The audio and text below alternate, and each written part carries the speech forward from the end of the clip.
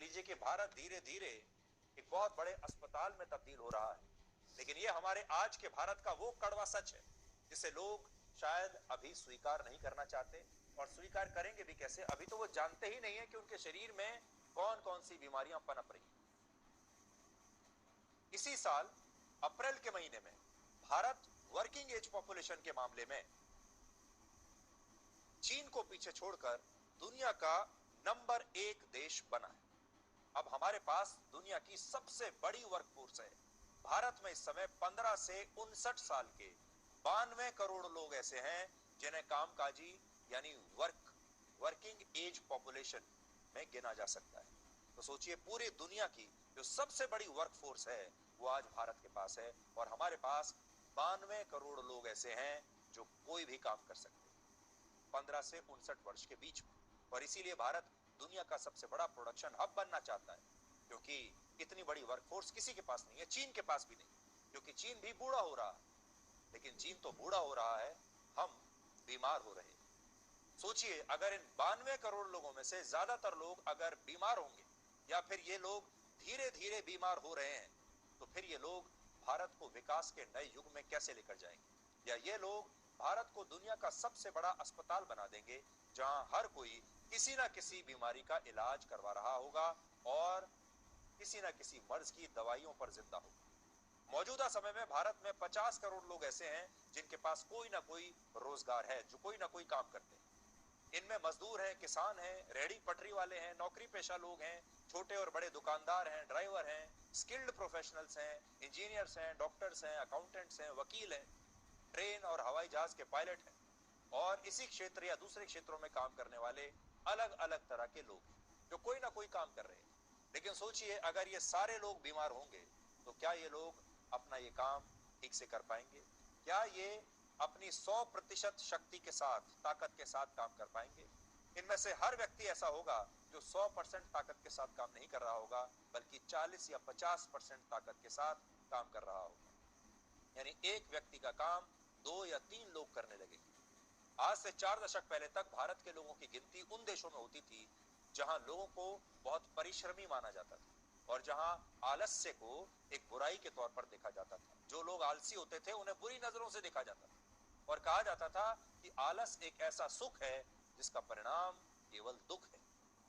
लेकिन धीरे धीरे अब ये स्थिति बदल गई, और आज ग्रामीण भारत में रहने वाले लोगों में भी मोटापे की समस्या तेजी से बढ़ रही है, और भारत के बहुत सारे लोग अब धीरे धीरे अनफिट होते जा रहे हैं। आज अगर आप अपने आसपास देखेंगे, जब आप बाहर जाते हैं, बाजार में, सड़कों पर जाते हैं, और ऐसी जगहों पर जाते हैं जहां बहुत भीड़ भाड़ होती है, आप बस में जाते हैं, ट्रेन में जाते हैं, बाजारों में, शॉपिंग मॉल्स में जाते हैं और अपने आसपास लोगों को देखते हैं, तो आप इस बात को नोट करिएगा कि आपके आसपास जो लोग हैं, ज्यादातर लोग अनफिट हैं। ज्यादातर लोग आपको ऐसे दिखेंगे जो या तो ओवरवेट है, मोटापे के शिकार हैं, या जिनके शरीर स्वस्थ नहीं और वो किसी ना किसी बीमारी से संघर्ष कर रहे हैं, थके हुए से लगते हैं। और ये भारत के लिए और आप सब के लिए अच्छा संकेत नहीं।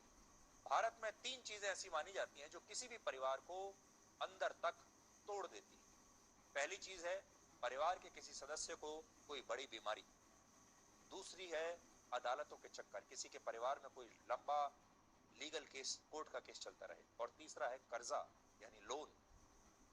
ये 3 ऐसी चीजें हैं जिनमें अगर कोई परिवार फंस जाए तो उस परिवार पर दुखों का पहाड़ टूट पड़ता है। लेकिन सोचिए, भारत भी तो 140 करोड़ लोगों का परिवार है, हम सब एक ही तो परिवार हैं।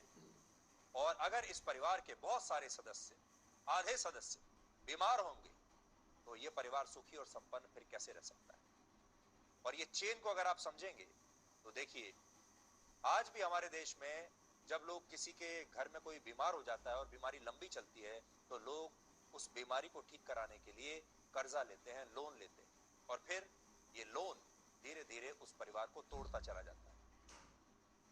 अब अगर पूरा देश ऐसा होगा तो बीमार लोग सफल नहीं हो सकते, क्योंकि बीमार लोग ठीक से काम नहीं करेंगे तो वो सफल कैसे होंगे? और जब सफल नहीं होंगे तो वो खुश भी नहीं होंगे, और ये स्थिति ऐसी होगी कि हमारा देश असफल और दुखी लोगों का एक देश बन जाएगा, और भारत के लोगों पर दुखों का एक पहाड़ टूट पड़ेगा, और बीमारियों की ये ज्वालामुखी पूरी तरह से धर्मनिरपेक्ष होगी। आज बहुत सारे लोग हिंदू मुसलमान की बातें करते हैं। हमारी बहुत सारी पॉलिटिकल पार्टियां, कोई हिंदुओं की बात करती है, कोई मुसलमानों की बात करती है, आरक्षण की बात करती है, कोटे की बात करती है, तुष्टीकरण की बात करती है। इनमें से कोई पार्टी, कोई नेता, कोई सरकार आपको बचाने नहीं आने वाली, ये आप याद रखिएगा। और ये जो बीमारियों की बात हम आपको बता रहे हैं, चाहे वो डायबिटीज हो, चाहे वो हार्ट अटैक हो, आपका कोलेस्ट्रॉल हो, मोटापा हो, हाइपरटेंशन हो, ये सारी बीमारियां धर्मनिरपेक्ष बीमारियां हैं। ये ना हिंदुओं को देखती हैं, ना मुसलमानों को देखती हैं। हिंदुओं के परिवारों को भी वैसे ही मारेंगी जैसे मुसलमानों के परिवारों को मारेंगी, जैसे सिखों या ईसाइयों के परिवारों को मारेंगी। सब धर्मों की बराबर से ये जान लेंगी। भारत में बीमारियों का ये ज्वालामुखी इसलिए धधक रहा है क्योंकि भारत में अब लोग पसीना बहाकर नहीं, बल्कि पैसा बहाकर फिट रहना चाहते हैं। हमारे देश में जंक फूड और पैकेज्ड फूड आइटम्स खाने वाले लोग ऐसा सोचते हैं कि वो जिम में 6 महीने की मेंबरशिप भी एक साथ देकर फिट रह सकते हैं, जबकि सच्चाई ये है कि फिट रहने के लिए पसीना बहाना जरूरी है, पैसा बहाना नहीं। और सबसे बड़ी बात ये कि बाजार और अर्थव्यवस्था को इस बात में ज्यादा फायदा होता है कि लोग बीमार रहें।